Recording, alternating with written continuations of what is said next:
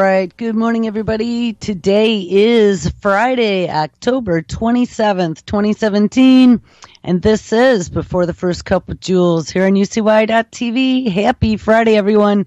It is a chilly 46 degrees, overcast and colorful here in upstate New York. So where did we leave off yesterday? We titled the show AI, Robots, Sophia, UN, Dubai, Neom, and tech mind hijacking. We looked at the coming of artificial intelligence like we have many, many times before, but it was very surprising to me to start seeing the Middle East participating in this orgy of trying to integrate artificial intelligence into every facet of our lives. And I think today is going to be a lot of the same, and this is going to be quite a dystopic show. I came across a few things this morning that connected dots, so I put together a little story for you. So I ran across something at a motherboard. No, not motherboard. This is Mother Jones. Close, but not quite. Titled, You Will Lose Your Jobs to a Robot Sooner Than You Think. Ding! Don't believe them when they tell you not to worry about it, because it is coming faster than we possibly imagine. Automation helped bring on the age of Trump, and they keep blaming now. They're trying to kind of play this good cop, bad cop. Oh, look at Trump did this. But what will AI bring? AI, probably remember they have the toxic comment detector out there now. I want to tell you straight off, and that is the author of the story, Kevin Drum. I want to tell you straight off what the story is about. Sometime in the next 40 years, robots are going to take your job. I don't care what your job is. If you dig ditches, a robot will dig them better.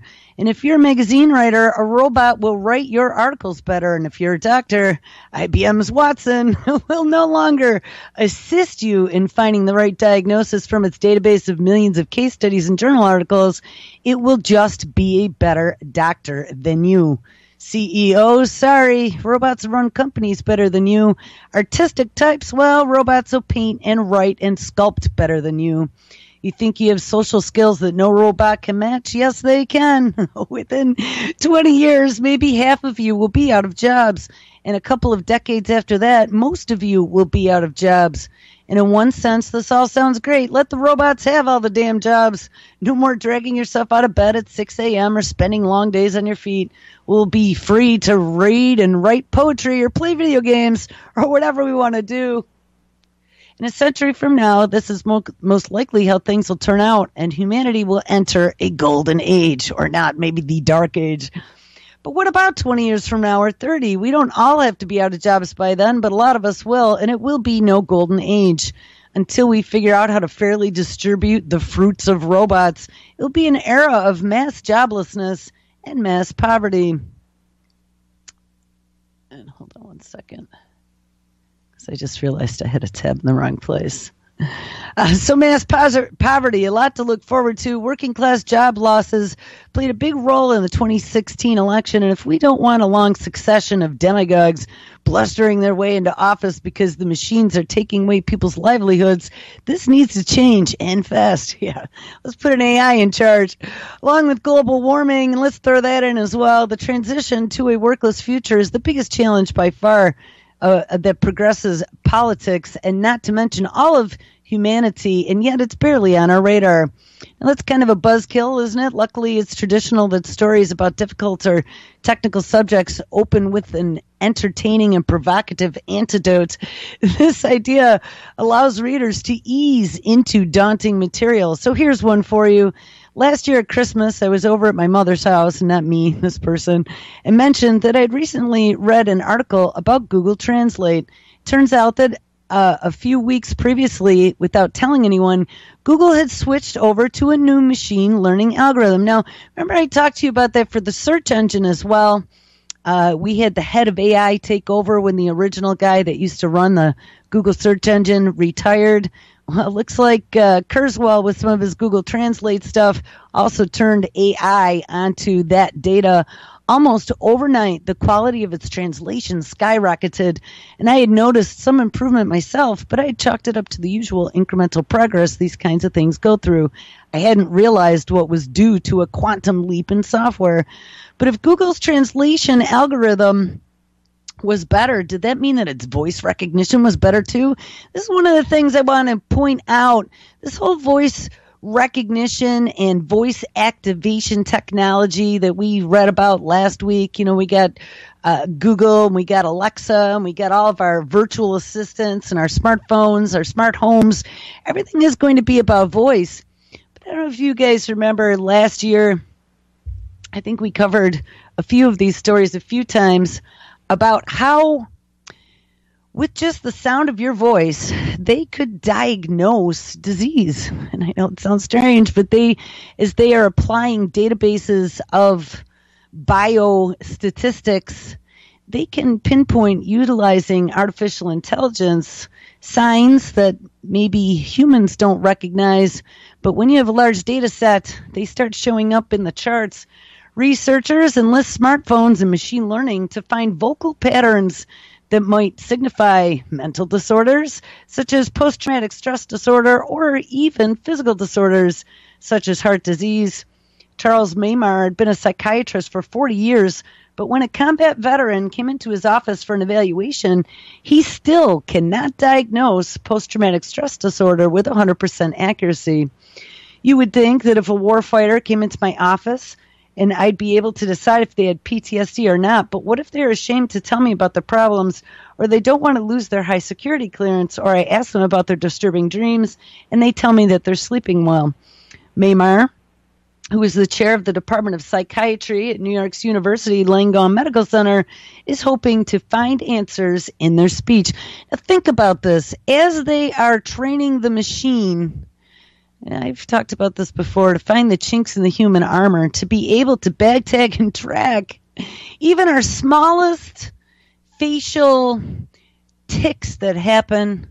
We read about that as well, being able to use surveillance video and micro expressions, like some of the best law enforcement agents that have been trained out there, except even better, is they start putting all this data into the cloud, and we start turning over our daily lives to being run and optimized by these super intelligent devices that are rolling out every single day, not only on our smartphones and into our homes, but also into medicine and into the war theater. And how do you think that's going to end up for us in the end? So anyway, so Google switched over to a new machine learning algorithm, and almost overnight quality in the translation skyrocketed, making them better surveillance tools. I've noticed some improvement, but I chalked it up to the usual increments and realized it was due to a quantum leap in software. But if Google's translation algorithm was better, what did it mean for its voice recognition and its ability to answer queries? How could we test that? Well, we decided to open presence instead of cognating over this. But after that was over, the subject of erasers came up. Which ones are best?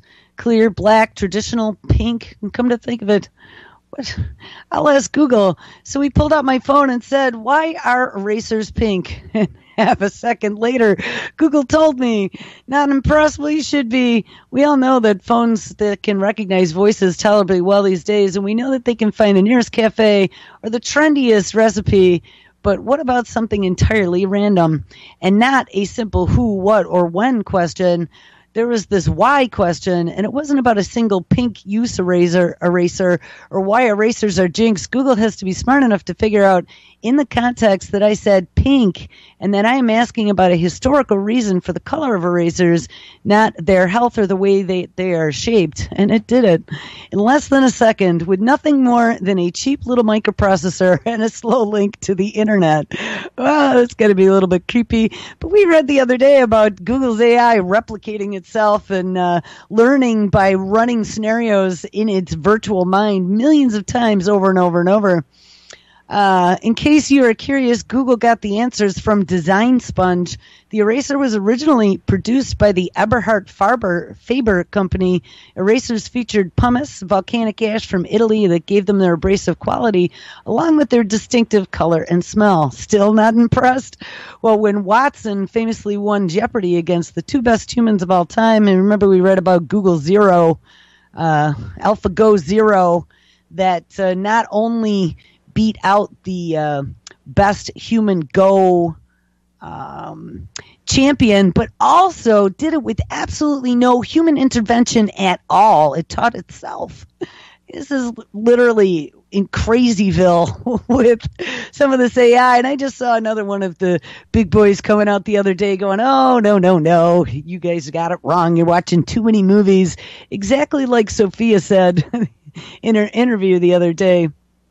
So anyway, I don't know if I want to read about pink erasers here, but it is pretty amazing. All of this is a sign that AI is improving, and we've said this one many times, exponentially in a product of both better computer hardware and software.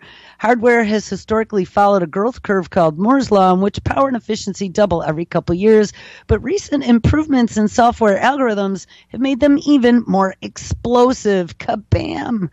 But for a long time, these advances didn't seem very impressive, and going from the brain power of bacterium to the brain power of a nematode might technically represent an enormous leap, but on a practical level, it doesn't get us that much closer to true artificial intelligence. However, if you keep doubling up for a while, eventually those doubling cycles take you from the brain power of a lizard to the brain power of a mouse, and then to a monkey, and then what? Once that happens, human-level AI is just a short step away. And this can be hard to imagine, so there is a chart to show what an exponential doubling curve looks like, measuring in petaflops, which are quadrillions of calculations per second. During the first 70 years of the digital era, computing power doubled every couple years, and that produced steadily improving accounting software, airplane reservation systems, weather forecasting, Spotify, and the like. But the scale of the human brain, essentially estimated at 10 to 50 petaflops, it produced a computer power so minuscule that you can hardly see any change at all. Around 2025, we will start to see visible progress toward AI, and a decade later, we will be about 1/10 the power of a human brain, and a decade after that, we will have a full human brain, and it will seem like it happened overnight, but it's really a result of a century of steady, almost imperceptible progress. So, all right.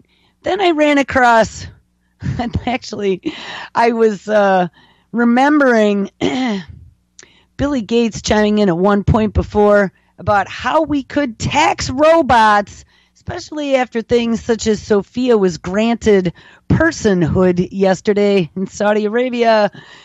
Bill Gates plans to tax robots, and this is how it could actually happen. I don't know if I want to get into that, but he's got this whole idea of how he could fund the eugenic society of pleasure and free time of the future by putting a tax on robots. But I ran across something out of a publication called access-ai.com. Personal robot market expected to be worth $34 billion by 2022. A report exploring the global market for personal robots has predicted that it will be worth $34.1 billion by 2022. And due to increasing competition in the market, personal robot manufacturers are investing in emerging technologies. Robots are increasingly being equipped with artificial intelligence to allow them to further assist their owners. And Hanson Robotics created Sophia, an expressive humanoid powered by an AI chatbot. Sophia has the ability to talk and is designed to help humans in healthcare, education, and customer service. And then another company, Mayfield Robotics, also introduced its domestic robot, Curie, Kuri, at CES this year. That's the Consumer Electronics Show. And activated by voice commands, ding, Curie uses machine learning and facial recognition technologies that allow it to interact with your family as well as map out your home. Now, we talked about the Roomba, the new Roomba mapping out your house, which gives it the ability to be able to vacuum without running into obstacles. Well, now you're going to have a home personal robot that does that as well. The global personal robot market size, shared development, growth, and demand forecast for 2022 reports from Research and Markets expect the demand for the technology will only continue to grow as people get sucked into the machine. Guys, this is the Trojan horse. You are bringing it into your homes, into your lives, into your bodies if you get an implant. Remember, they've been trying to make me get an implant. Come on, it'll help you. No. There are some major ethical boundaries for that one for me. Anyway, the report names the key trends in personal robotics as open software platforms that can be used for emergence with personal robots with artificial intelligence and new entries of smartphone companies in the global personal robot market. Based on type, cleaning robots continue to have the largest market. I kind of like a cleaning robot. And expected to generate the largest revenue. That would be Roomba. And the U.S. has the largest market for personal robots, has been the largest market for personal robots, but one of the largest market opportunities is the growing demand for care bots in Japan. We've talked about that one as well, as the Japanese population is aging more rapidly than other countries. Due to the growing aging population, such as Japan, the demand for humanoid robots that are useful is expected to increase. And another element driving demand for personal robots in developing countries is disposable income and the need for convenience combined with the declining price of these robots. The average price of a personal robot has declined 27% between 2005 and 2014. Remember, I told you it's all about the price point. You know, if they get it down to like $99, and that's where the Amazon Echo is kind of gearing itself to give you a smart home, which is selling you the dangling carrot of convenience, as well as being able to shop, which is like that little dopamine ding every time you get to buy something. Their price is likely to further decline another 22% between 2015 and 2025. Key players in the market would include Honda, I'm trying to remember the name of that robot, Sony, Samsung, and Hasbro. I don't know if I've seen those. So, I thought this was interesting as well. Let's see if I can get there. Oh, no, don't make me sing. Don't make me sing.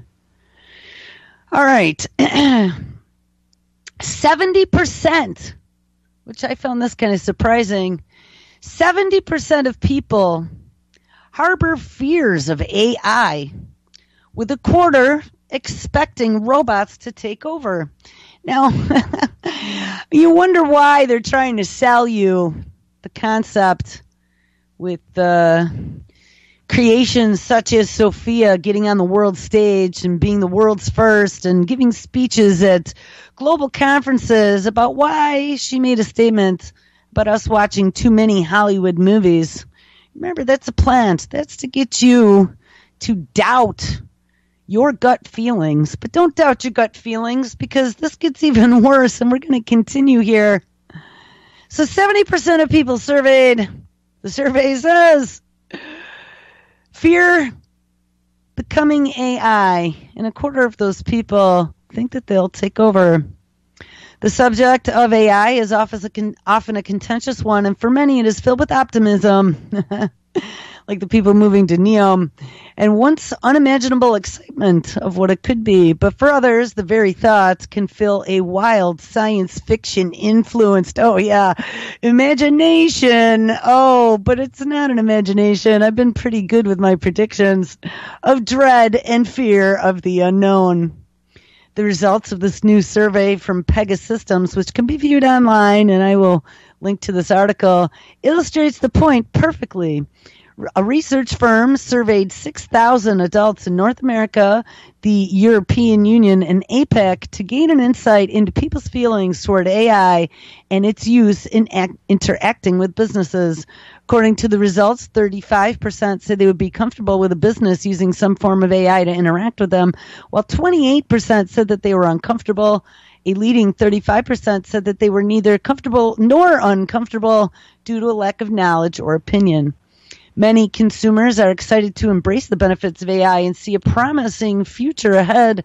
The statement read, of course, for investors it will be, but some harbor deep-rooted fears about AI like Elon Musk, and some still prefer the familiarity of a human touch over a faceless machine when given the option. For others, the AI experience isn't yet living up to their expectations, and across the board, we found most consumers just don't understand AI unless you listen to the show, realizing how it already touches our lives every day. Surprise, it's in all your homes. Many consumers are excited to embrace the benefits. And among their concerns about AI, though dubbed as fear of the unknown in the report, showed a staggering 70% had some form of fear around its potent potential impact on humanity and the world. And this is despite 70% stating that they understood what artificial intelligence actually was. Then, when questioned, which of the following scares you most about the use of AI in society, the results showed 33% said, it is never going to know me and my preferences as well as a human being. 24% said the rise of the robots and enslavement of humanity. I probably would have chosen that one. 10% said finding that I get better with AU than I do with my friends and family. I think that means AI. 5% says robots uncovering my deepest secrets, and I think that will happen as they are scanning you via virtual fish tanks at airports, and 28% said none of the above. The statement read, our survey finds that more than 70% of consumers harbor some sort of fear of artificial intelligence, and yes, a quarter of them even worry about machines taking over the world. And this is a basic mistrust that businesses must face ahead and overcome. And this takes time and psychological manipulation to get you running after the dopamine carrot and convenience, and a well-thought-out strategy to introduce the benefits of AI and gradually increase consumers' comfort levels. And I have that story here somewhere. Wait a minute. Where did it go? Uh-oh. I don't know. I closed a few things to make sure I kept my browser's memory in a good operating area, but I can't see it now. Anyway, so talk about consumer robotics. We've talked about one I used to joke about. That was our little buddy Jibo. Remember Jibo? Jibo was the perfect size to drop kick too. And he was so obnoxious. They had a promo video where he was talking to family members and reading books to your children at night in their room alone. It was pretty frightening, I thought. But they had started a Kickstarter, and then Jibo had some setbacks. Well, listen to this out of slashgear.com. October 26th, that was yesterday, 2017.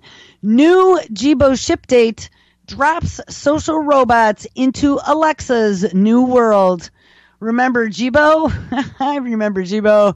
And I remember Jibo's little anti-promo video that was pretty funny as well. The social robot promised to be your family's best house guest ever, all the way back to 2014 when its lifelike movements and witty quips, but delayed followed, of course. But now the company says it is finally ready to launch it. Jibo certainly had some solid bona fides behind it. The company was founded by MIT robotics expert Cynthia Beazerel and included a roster of engineering talent along with former Disney animators, of course, responsible for the bobble-headed bots movements.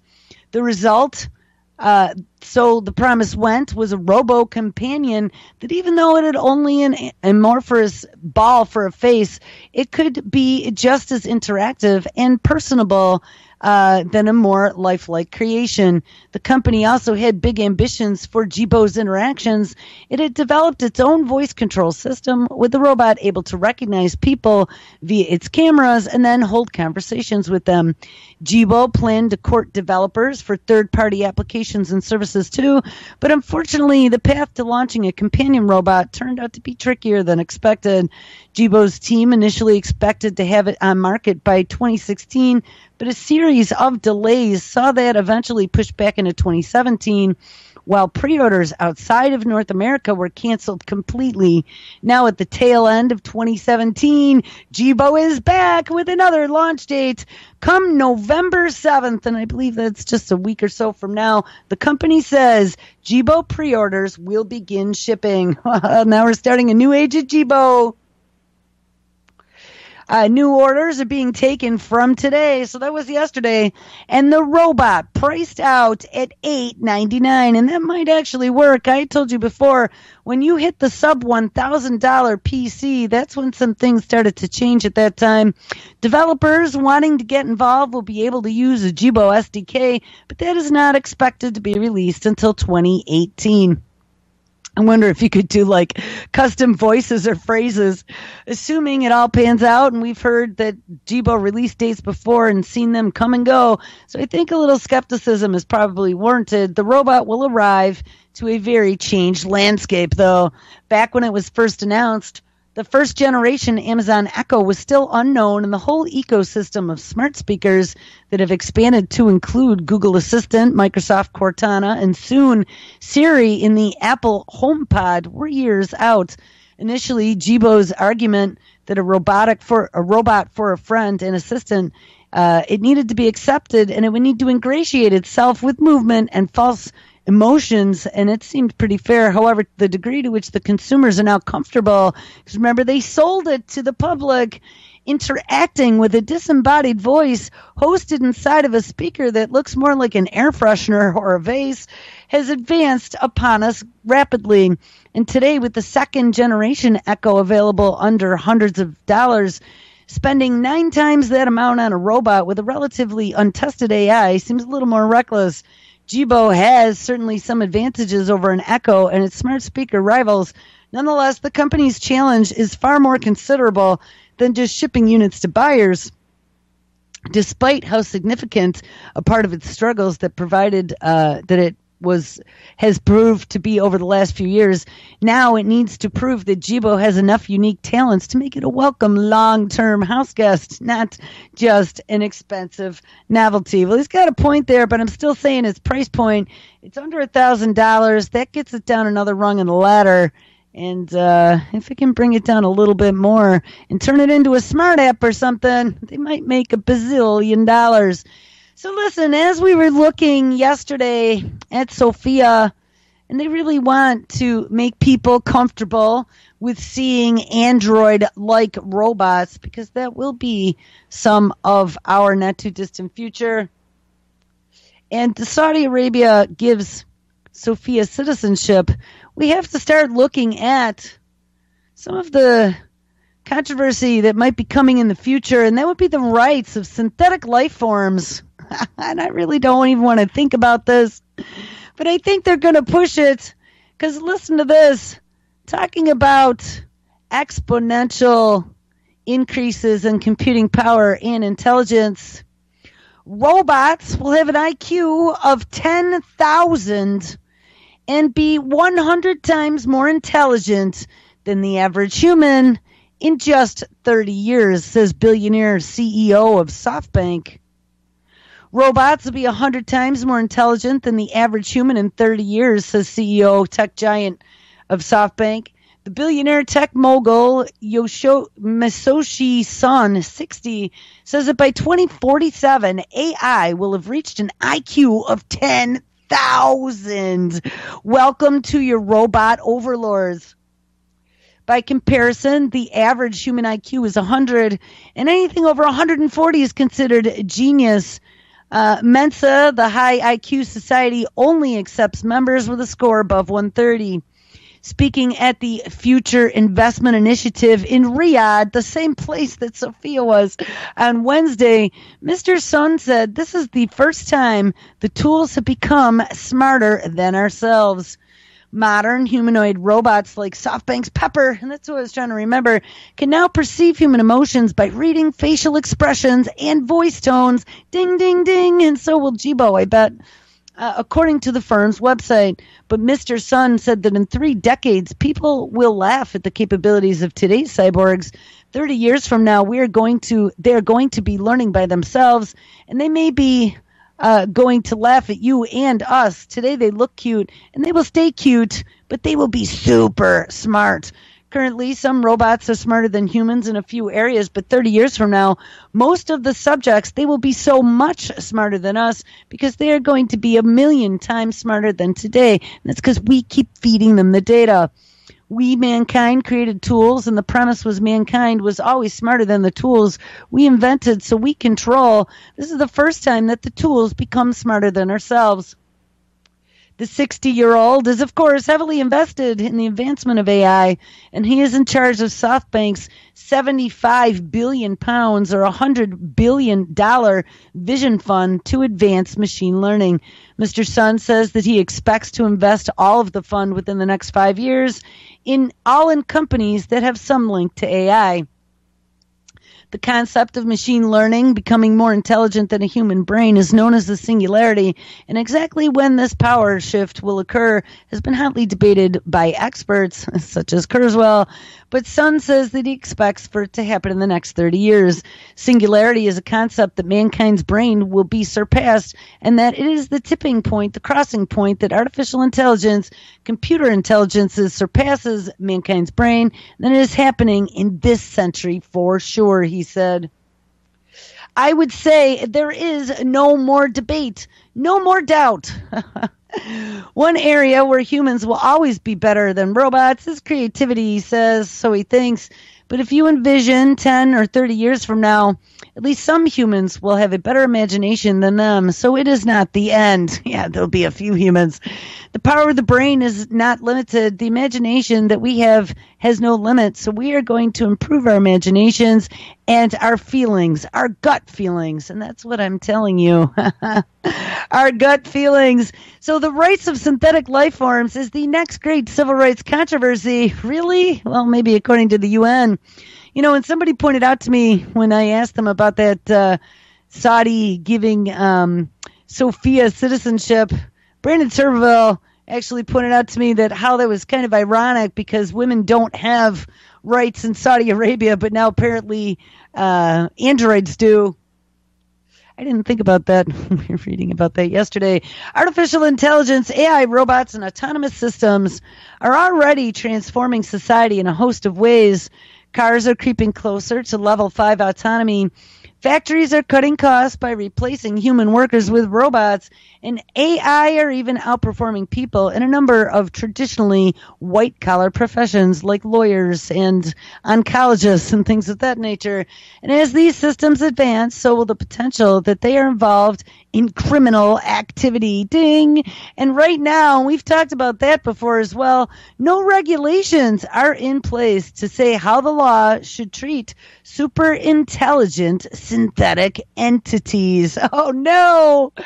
Who takes the blame if a robot or an AI causes an accident or is implicated in a crime? What happens if a robot is the victim of a crime? Do self-aware robots deserve rights that are comparable to those given to human beings? Well, before we can begin to discuss robot rights, we need to articulate exactly what or who counts in this equation, says MIT Media Lab researchers and robot ethics expert Kate Darling in an email correspondent with Futurism. This is out of Futurism.com. In other words, clearly defined terminology is a prerequisite for any productive conversation regarding robot rights. And if we want to use legislation to regulate robotic technology, we're going to need to establish better definitions than what we're operating with today, she said. Even the word robot doesn't have a good universal definition right now. You know what, guys, I was just thinking as I was reading that paragraph that maybe that's something we should put some group time and effort into, is helping get together legislation to regulate robotic and artificially intelligent technology, and maybe find some of the right people to help us pro bono to get those in the pipes, because I think it is sorely needed. Maybe we could even get somebody like Elon Musk to give us a hand. Now is the time to put these definitions in place, because artificially intelligent robots are already in our midst. Autonomous delivery robots are a common sight in the Estonian capital of Tallinn. As such, the country's government is being proactive with regards to robot regulations and legal recourse for issues regarding ownership and culpability. It all started out from the self-driving car task force, says Martin Kavites, the National Digital Advisor for the Government Office of Estonia, told Futurism. We quite soon discovered that these liability, integrity, and accountability issues are not specific to self-driving cars. They are general AI questions. Kvetz is aware that any discussion of robots and AI can quickly devolve into talk of the singularity and superintelligence, but that is not the focus right now. We are trying to work on things that are actually already here. Still, Estonia is looking to put legislation in place that has the flexibility to respond to advances in technology, and Kvetz acknowledges that it is not possible to create regulations that are completely future-proof, but he sees a pressing need for laws that are often certain rights alongside certain liabilities. As Kvetz points out, right now, self-aware artificial intelligences are so far off, there is no need to rush, into giving robots similar rights to humans. And in addition to considering the ethical ramifications of putting machines on par with humans or giving them citizenship, we need to examine how such laws might be open to abuse before regulations are established. Estonia isn't the only place where conversations on robot rights are happening. The journal Artificial Intelligence and Law, that might be a good one to subscribe to, recently published an article by the University of Bath reader Joanna J. Bryson and academic lawyers Michaelas E. Demantas and Thomas D. Grant. In the paper, the authors state that proposals for synthetic personhood are already being discussed by the European Union, and we found out about that yesterday, and the legal framework to do so is already in place. The authors stress the importance of giving artificially intelligent beings obligations as well as protections so as to remove their potential as a liability shield. But granting them full rights, when Bryson spoke to Futurism, she warned against the establishment of robot rights, relating the situations to the way legal personhood of corporations has been abused in the past. That's what I think they're probably going to do, is give them rights similar to corporations. Corporations are legal persons, but it's a legal fiction. It would be similar to legal fiction to make an AI a legal person, says Bryson. Well, good point there. What we need to do is roll back, if anything, the overextension of legal personhood and not roll it forward into the machines. It doesn't generate any benefits. It only encourages people to obfuscate their AI. And Bryson offered up similar examples of the driverless taxi, which could potentially be made fully independent from its owner or manufacturer, serving as a legally recognized individual, fulfilling its own contracts. But the situation could be manipulated to reduce the amount of taxes paid on the vehicle's earnings by whoever receives the profit. And caveats that this won't be a problem in Estonia, as the country's digital tax system is proactive enough to track any malicious activity. Well, Estonia must be a smart city then. However, the potential for abuse certainly exists in regions where less technologically advanced tax codes exist. Corporations can already use a letter of the law to withhold as much wealth as possible, and the use of a synthetic person as a fall guy for illicit activity is not outside the realm of possibility. Giving a robot rights can serve to emancipate them from conventional ownership. To that point, the entity is the ultimate independent contractor, with companies able to absolve themselves of wrongdoing, even if they instructed the machine to behave in a legal way. Legislation can certainly be written up to avoid these pitfalls, though, so policymakers just need to be sure that any rights given to synthetic entities do not include loopholes that can be abused. And then, of course, there is the moral dilemma. In the far more distant future, we will need to consider the issue of self-aware robots. How shall we tackle a synthetic personhood for those entities? And if we discover that there are certain capacities that we want to create in artificial intelligence, that once you create those, you spontaneously give these cognitive features that warrant of personhood. And we'll have to have this discussion about how they are similar to human consciousness, says James Hughes, the executive director of the Institute for Ethics and Emerging Technologies. The creation of this level of technology won't happen anytime soon, so don't worry about it if it happens at all, but its potential raises some thorny issues about our obligations to synthetic beings and the evolving nature of personhood and the evolving nature of synthetic beings. Traditionally, under the law, if you are a person, if either a person or you are property, the problem with being property is that you have no rights, says bioethicist and attorney at law Linda McDonald Glenn. And in the past, we have made some pretty awful mistakes.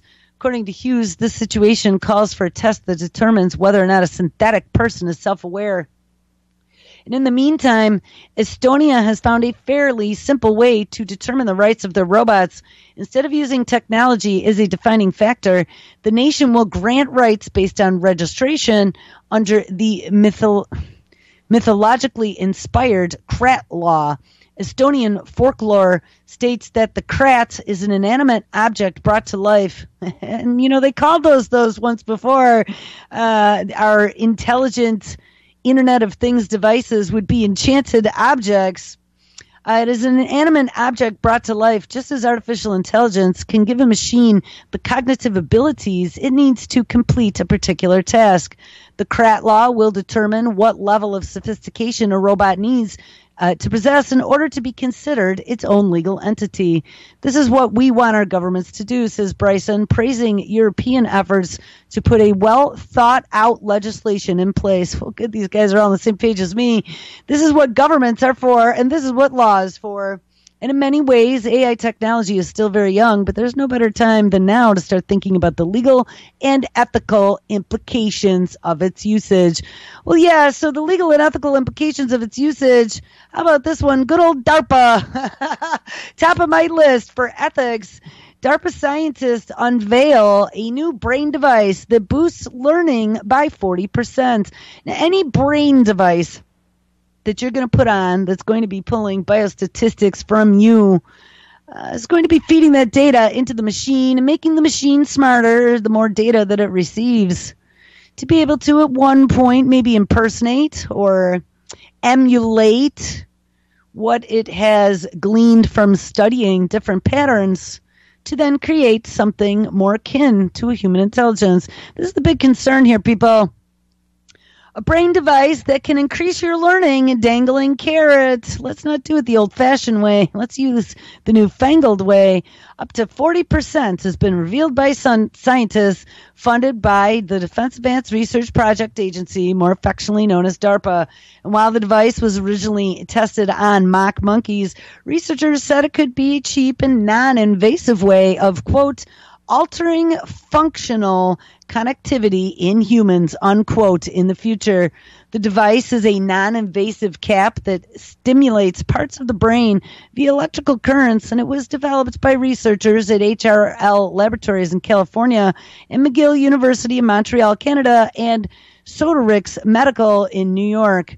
In their experiments, the team performed non-invasive transcranial direct current stimulation, and we've read about this before as well, on a set of mock monkeys, and they stimulated the prefrontal cortex and got them to perform tasks based on associative learning. In order to get a reward, they had to learn associations between a visual cue and a location, and the mocks would forage for the reward after getting the visual clue. But the findings published in the journal Current Biology showed that mocks in the controlled group took 22 trials before they had learned to get the reward straight away. It took the transcranial direct current stimulation group just 12 trials, and the transcranial direct current stimulation device accounted for a 40% increase in learning speed, say the authors. In this experiment, we targeted the prefrontal cortex with an individualized, non-invasive stimulation montage. Principal investigator Praveen Pillai from HRL said in a statement, that is the region that controls many executive functions, including your decision-making, your cognitive control, and contextual memory retrieval. It is connected to almost all other cortical areas of the brain, and stimulating it has a widespread effect. Their findings showed the stimulation caused changes to the connections of different brain areas, and that it was this increased connectivity rather than neuron firing rates that led to the improved performance. The improved long-range connectivity between brain areas in the high-frequency bands and the reduced connectivity in the low-frequency bands were also determining factors in our study that could explain the learning improvements. How insane is this? Now, as they are rolling out some of these newfangled technologies, remember Regina Duggan with that Facebook Building 8 and being able to think type your thoughts onto Facebook, as they utilize these ECG hat devices that not only could potentially read your electrical signaling to determine your mood or read your minds to what you're going to say, but can also, I don't know, maybe they could integrate transcranial direct current stimulation as well to be able to zippity zap you like that emotive product we were looking at quite a few months ago, where you could oscillate the frequency that it pulsed into your brain to be able to change your mood from happy to sad, or to boost your ability to concentrate to a little higher frequency, or to relax and go to sleep, and down to a lower frequency. Who's to say that this isn't going to be something that you're going to have to put on a daily basis as the super intelligent AI is in charge, to make sure that you haven't deviated outside of normal operating parameters. You know, and as these devices are in our homes and on our bodies at all time carrying our cell phone, it's going to be able to get the sound of your voice and potentially use your camera to do facial recognition, to be able to monitor you and make sure that you are complying with the rules. The research was carried out as part of DARPA's Restoring Active Memory, or affectionately known as the RAM program, and this research focused on traumatic brain injury that results in a person being unable to retrieve memories. DARPA is looking to speed up the development of the technology to allow scientists to help those affected by the developing new neuroprosthetics that bridge the gap in the injured brain. And eventually, it hopes to develop a wireless, implantable interface that can restore memories and memory function in affected people. Now, if anyone watched Black Mirror, that was one of the 5 episodes I watched, they all had their entire lives saved on a memory chip that looked like a grain of rice embedded right behind their ear that they could access with this kind of blank, milky stare. It was pretty frightening. So DARPA is working on a device like that. Now listen to this. Special Operations Health Monitoring gives Special Operation Forces the edge. Now, we've talked about biomonitoring before in Super Soldiers. Ensuring troops are fit and healthy is a key focus for militaries, fulfilling a duty of care, bolstering training, and increasing operational effectiveness. This has been supported in recent years through the rapid development of technologies aimed at monitoring your heart rate, oxygen levels, and other physiological data. There's a range of programs underway in this sector. And for example, the U.S. Defense Health Agency, and that would be more affectionately known as the DHA, is working on a program called the Health Readiness and Performance System, the HRAPS. Alan Harner, product manager for medical support systems in the project management office of the U.S. Army Medical Materiel Development Activity, says that the health readiness and performance system comprises a system of small, wirelessly networked physiological, psychological, and cognitive sensors. Remember when we were reading about how to wire up a home cage the other day? Well, this is going to make it all kinds of personal.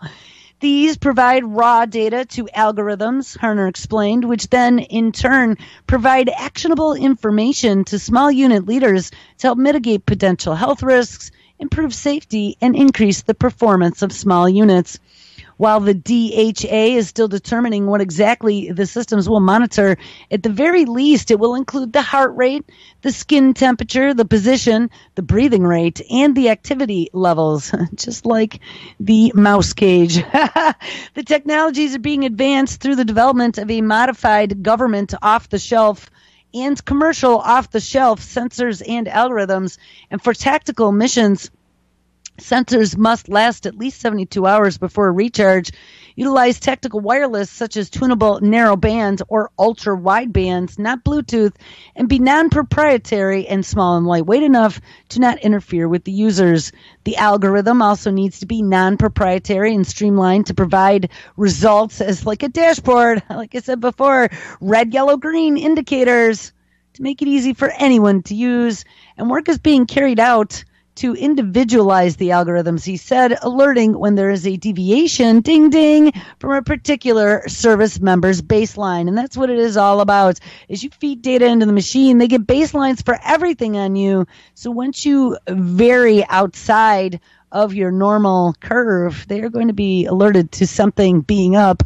Looking forward, Harness sees a number of areas of potential development, such as connecting with a tactical wireless network, improving power management, and adding sensors to monitor loads, hydration, and a number of other areas, including depression and alertness.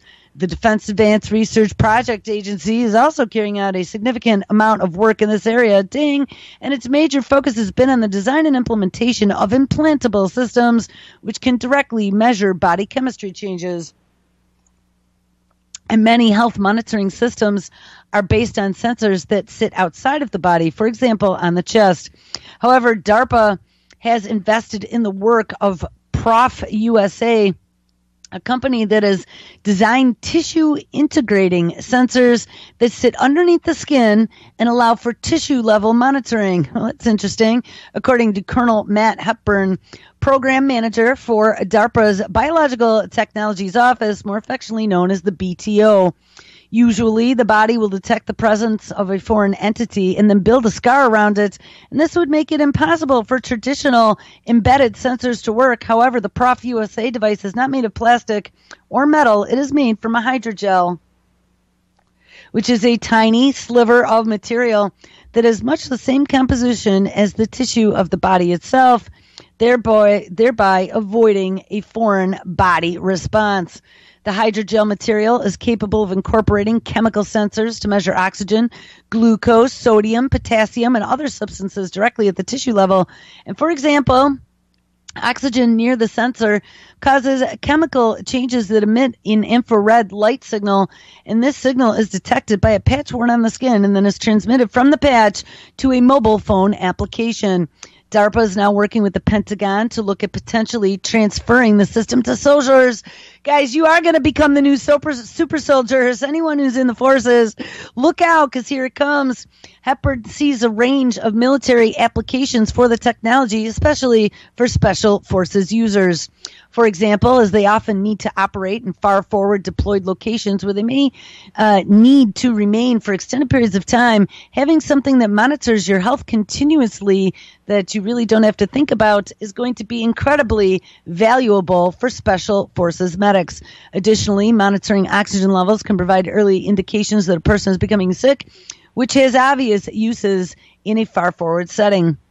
If it takes 24 to 48 hours to remove these patients, you want to try to make that decision as quickly as possible. Hepburn also points out that using it as a training tool, he says DARPA is looking at the possibility of monitoring lactate, which is a byproduct produced by the body when there is not enough blood flow to the tissue.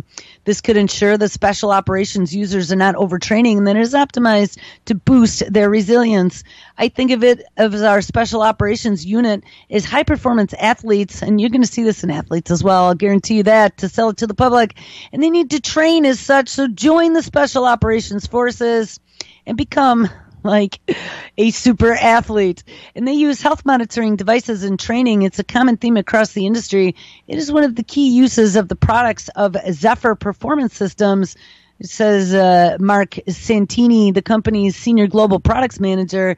When it comes to true performance, it is essential to ensure that their training regimens are effective, whether it's for special forces users or more broadly within the military. Zephyr's biomolecule devices can be affixed to a garment, or they can strap around the chest area, and then they take ranges of measurements, including heart rate, respiratory rate, and breathing rate. Military users have a number of particular requirements, most notably that the systems work first time and every time, and that they are lightweight. Santini also pointed out a number of other technology uses, such as candidate selection or the ability to monitor troops' health when outside of the base. Yeah, 24/7 monitoring. He also highlighted their usefulness in combat casualty care, and providing a way to monitor these guys in a very hostile environment is a very safe way. Training is also the key focus for Black Ghost, a scalable military training system where users' data is sent from body-worn sensors to other sources so they can watch you real time while you're training. Commanders, trainers, and medical professionals can view the data real time, says Akhta Sood, head of the product at Equivital Development of the system, and they can monitor for heat stress or other safety parameters like whether someone has fallen or if there's something else going on from the cardiovascular or respiratory point of view. And while training is a major focus for Black Ghost, which is kind of a scary name, it also uses applications. And another system with training application is BodyTrack, which monitors a range of different physiological data types through an in-ear device. The system is planned for manufacture in the second quarter of 2018, with Special Forces users expressing interest in the technology.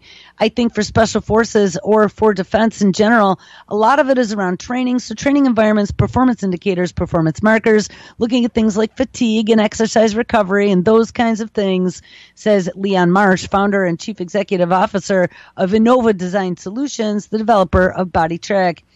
Alec Crichton, head of business development at BodyTrack, said a possible area of use was in acclimatizing to different environments, with Special Forces users often having to go into areas at the last minute and adjust to extreme temperatures, terrain, and humidity. Systems like BodyTrack could help when it comes to understanding how long soldiers need from deployment on that soil until when they start the mission to become effective in that environment. Remember, as you are feeding all this real-time data, not only are your commanders and your doctors and everyone else watching them in real time, but you're also feeding it to the AI that is providing the dashboard to those individuals in charge. Listen to this. I don't know, scientists, remember, as we have all this voice technology rolling out across the board, imbued with intelligence, an AI has now learned to pick a single voice out of a crowd. October 24th, 2017, newscientist.com. Devices like Amazon's Echo and Google Home can usually deal with requests from a lone person, but like us, they struggle in situations at a noisy cocktail party where several people are speaking at once. Now an AI that is able to separate the voices of multiple speakers in real time promises to give automatic speech recognition a big boost, and it could soon find its way into an elevator near you. Uh-oh. The technology was developed by researchers so they can find you at the drop of a pin. At the Mitsubishi Electric Research Laboratory in Cambridge, Massachusetts, who knew they had one there? Very close to MIT, I bet. And it was demonstrated in public for the very first time this month at the Combined Exhibition of Advanced Technologies in Tokyo. It uses machine learning called deep clustering to identify unique features in the voice print of multiple speakers as it analyzes, bags, and tags you. And then it groups the distinct features from each speaker's voice together, allowing it to disentangle multiple voices and then reconstruct what you were saying. All right, guys, have an awesome weekend.